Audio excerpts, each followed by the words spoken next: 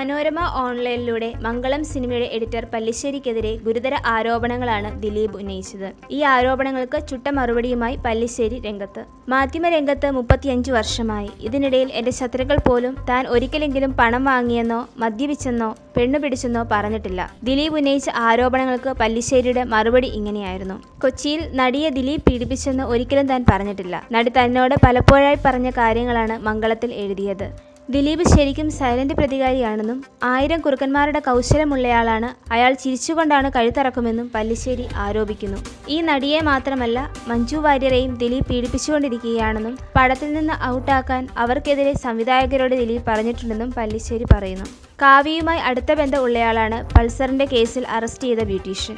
തട്ടിക്കൊണ്ടുപോയ നടിക്ക് ദിലീപുമായി കുറച്ച് റിലേഷൻ ഉണ്ടായിരുന്നു. അവർ തമ്മിൽ വീണ്ടും അടുക്കുകയാണെന്ന തോന്നൽ കാവ്യയ്ക്കുണ്ടായെന്നും തുടർന്ന് കാവ്യ നൽകിയ കൊട്ടേഷനാണ് നടിയെ തട്ടിക്കൊണ്ടുപോയ സംഭവമെന്നും പല്ലിശ്ശേരി പറയുന്നു. News desk Marunadan Malayali. കൂടുതൽ വാർത്തകൾക്കും വിശേഷങ്ങൾക്കുമായി ഞങ്ങളുടെ ചാനൽ സബ്സ്ക്രൈബ് ചെയ്യുക.